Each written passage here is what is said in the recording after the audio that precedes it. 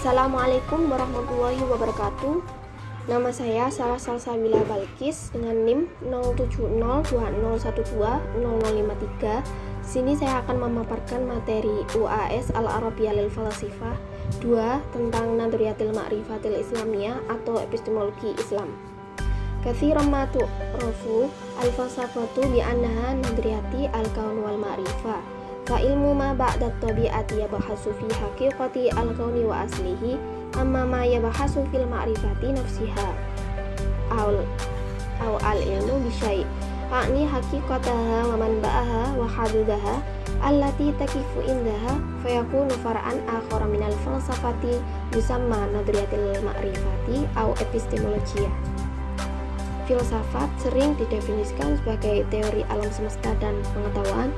Ilmu pasca alam mempelajari realitas alam semesta dan asal-usulnya, dan apa yang mencari pengetahuan itu sendiri, atau pengetahuan tentang sesuatu.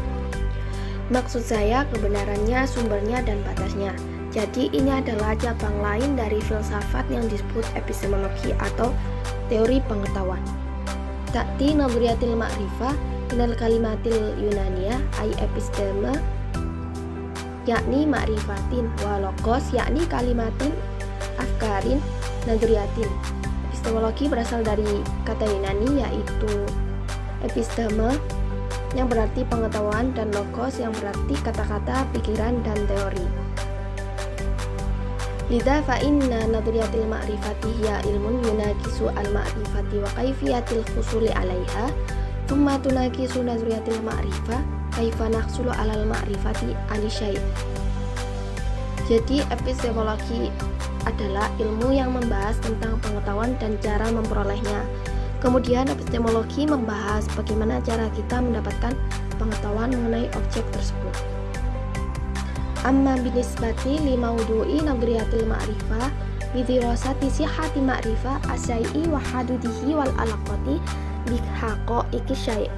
Adapun pokok pembahasan epistemologi mempelajari keabsahan pengetahuan tentang suatu hal, batasannya dan hubungannya dengan fakta suatu hal. Fi mafhumil Islam, fa inna nadriyatil ma'rifah hiyal ilmu alil ilmu wa dirasatil asli wa tabi'ati wa tariqatu al ilmu ma'al hadafi wa kasbut thaqati ala asasin namudaji atau khiri.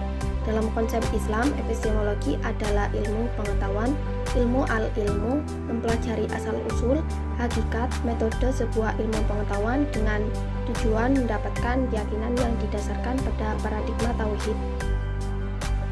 Bil maqaranati ma'an nadriyatil ma'rifah lil fikri al-gharbi allati taro al-aqlaniyati wat tajribiyati ar-raqaizu al-asasiyata lil manhaji al-ilmi min wajahati nadriyatil Islam fa inna nadriyatil ma'rifati laisat faqat fi al-aqlaniyati wat tajribiyati walakin hunaka hadsun wa wahyun.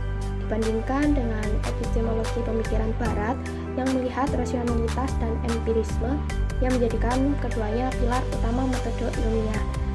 Dalam pandangan Islam, epistemologi tidak hanya dalam rasionalitas dan empirisme, tetapi ada intuisi dan wahyu.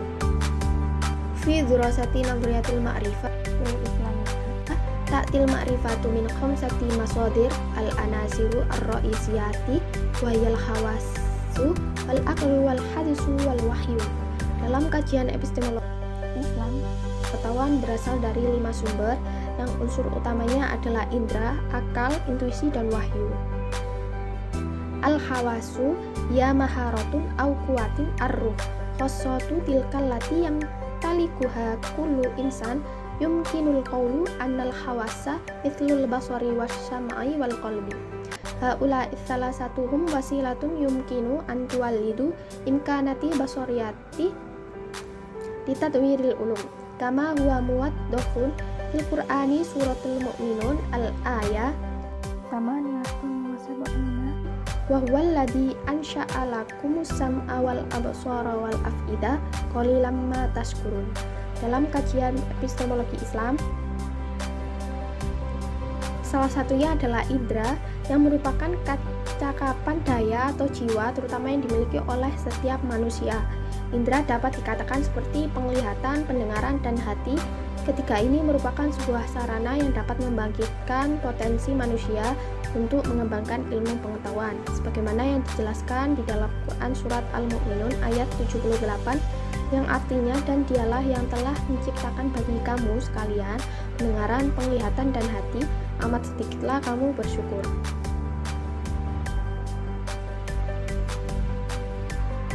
Yu'tabarul aqli masdaron ra'isiyan wa hamman min bainil masadir wal manabi'i allati tuzawwaduna ma'arifa wa haqa'iq insaniyah anil kauni wal insani wal alhi azza wa jalla wal alaqati al irtibatiyah bainaha wa yutulaqu alal madhabil ladhi yastandi alal aqli kamasdarin asasiyin wa ra'isi fi tasyidi pembina'i nadriyatil fil ma'rifah bil madhabi al aqali rasionalisme per intelektualisme.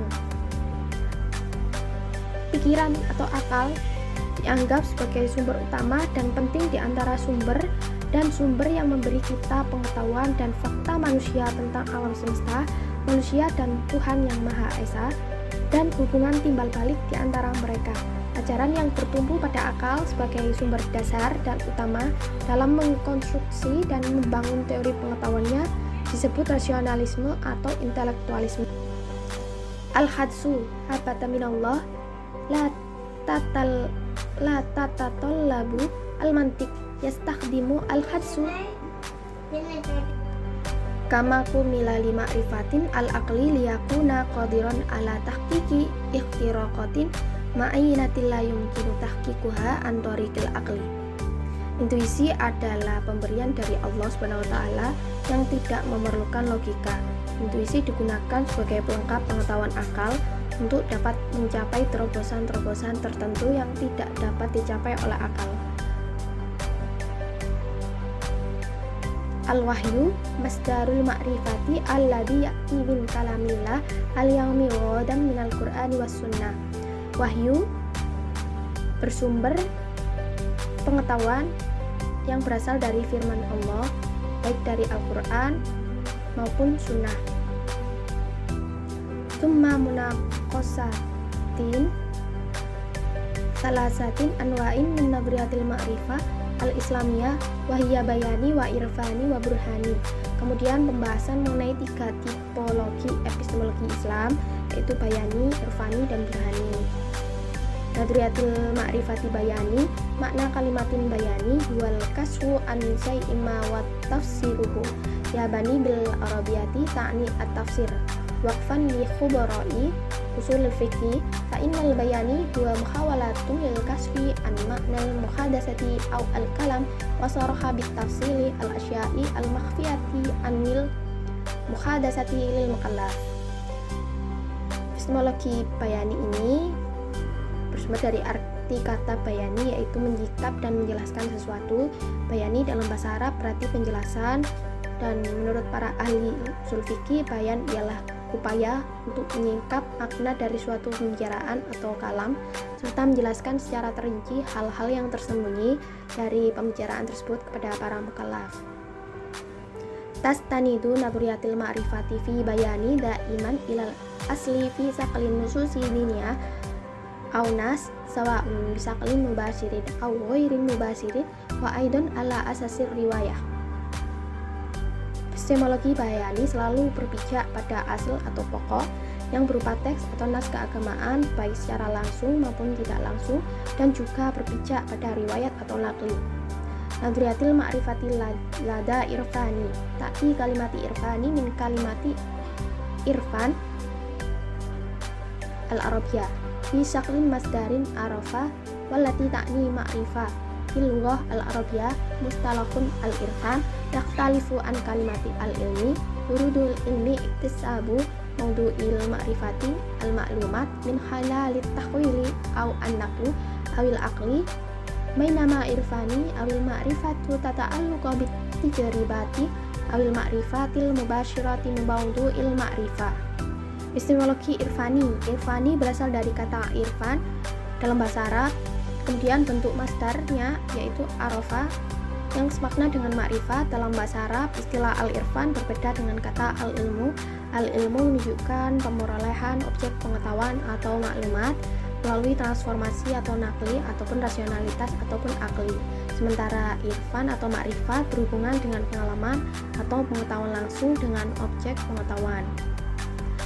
Nadriyatil ma'rifatil burhani, al-burhani min kalimatil burhani wa ta'ni al-jadalu al-wadiha wa tabyina. Al-burhani huwa nasatul aqli alladhi yusbitu haqiqatal fardiyah ya'tamidu al-burhani ala quwwatil aqli al-aqlu alladhi yatimu tanfiduhu min khilalil hajaju al-mantiqiyah aw bi qasdil ma'rifah min khilalil mabadi al-mantiqiyah alal ma'rifatis sabiqati allati kana yu'taqadu annaha sahiqah. Epistemologi burhani ini burhani dari kata al-burhan yang berarti argumen yang jelas dan demonstrasi. Burhani adalah aktivitas nalar yang menetapkan kebenaran suatu premis. Burhani bersandar akan kekuatan rasio atau akal yang dilakukan lewat dalil-dalil logika atau dengan maksud pengetahuan melalui prinsip-prinsip logika atas pengetahuan sebelumnya yang telah diyakini. Al-Khulasah atau kesimpulan. Adapun kesimpulannya diawali dengan epistemologi yang berasal dari bahasa Yunani, yaitu epistemo dan logos. Epistemo berarti pengetahuan, sedangkan logos itu berarti kata-kata, pikiran, dan teori. Sesuai dengan pembahasan kali ini yang mengarah pada topik epistemologi Islam, epistemologi dalam konsep Islam ini menelaah bagaimana pengetahuan menurut pandangan Islam, metodologinya, dan bagaimana suatu kebenaran dapat diperoleh dalam pandangan Islam. Epistemologi Islam sebagai wilayah dari diskursus filsafat mencakup dua pendekatan, yakni genetivus subjektivus yang menempatkan Islam sebagai subjek yang menjadikan tolak ukur berpikir. Kemudian yang kedua, genetivus objektivus yang menempatkan filsafat pengetahuan sebagai subjek yang membicarakan Islam sebagaimana objek kajian.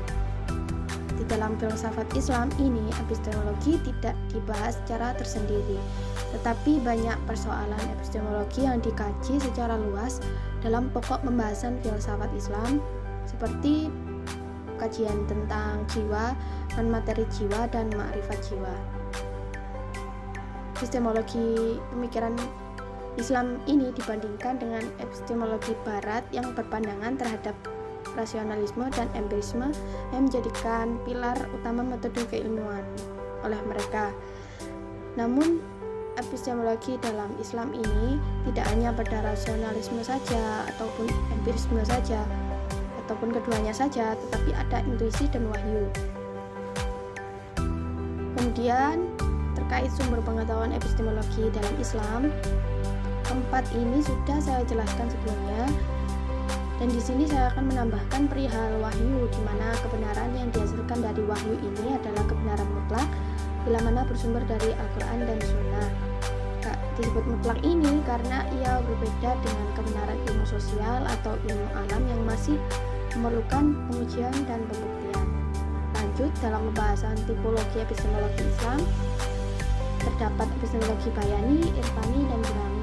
Epistemologi bayani ini selalu berpijak pada asal atau pokok yang berupa teks atau nas keagamaan, baik secara langsung maupun tidak langsung, dan juga berpijak pada riwayat atau nakli. Epistemologi ini mempunyai metode berpikir bayani yang berdasarkan pada teks karena menjadikan nas sebagai sumber pengetahuan. Maka dari itu, epistemologi bayani ini memahami dan memperjelas teks dan berpegang pada teks zahir atau tekstualisme. Kemudian yang kedua, epistemologi irfani. Pengetahuan irfani ini tidak diperoleh berdasarkan teks, tapi pada kasyif atau ruhani dengan adanya kesucian hati di dalam diri, maupun seseorang tersebut melepaskan diri dari segala ikatan dengan alam yang menghalanginya. Sumber pokok ilmu pengetahuan di dalam irfani ini adalah pengalaman hidup yang autentik, yang sesungguhnya, yang merupakan suatu hal yang tak ternilai harganya. Kemudian yang ketiga, epistemologi burhani ini bersandar akan kekuatan rasio, yaitu akal yang dilakukan lewat dalil-dalil logika atau dengan bermaksud pengetahuan melalui prinsip-prinsip logika atas pengetahuan sebelumnya yang telah diyakini kebenarannya. Akal menurut epistemologi ini memiliki kemampuan dalam menemukan berbagai pengetahuan. Epistemologi ini disebut juga dengan pendekatan ilmiah dalam memahami agama atau fenomena keagamaan. Kemudian referensi yang diambil dari materi epistemologi Islam atau Nadriyatul Ma'rifatil Islamiyah ini, buku pertama yaitu Filsafat Pendidikan Islam, menguatkan epistemologi Islam dalam pendidikan oleh Toto Soeharto. Kemudian buku yang kedua, Nadriyatul Ma'rifati fil Islam, Ad-Dakturi Ja'far Abbasi Haji. Kemudian yang ketiga, buku Filsafat Ilmu, kajian atas asumsi dasar, paradigma dan kerangka teori ilmu pengetahuan oleh Muhammad Muslim. Sekian, terima kasih. Jika pemaparan materi epistemologi Islam ini terdapat salah kata atau dalam menjelaskannya bila mana berkenan, untuk mohon dimaafkan karena setiap manusia tidak luput dari kesalahan. Wabillahi taufiq wal hidayah. Wassalamualaikum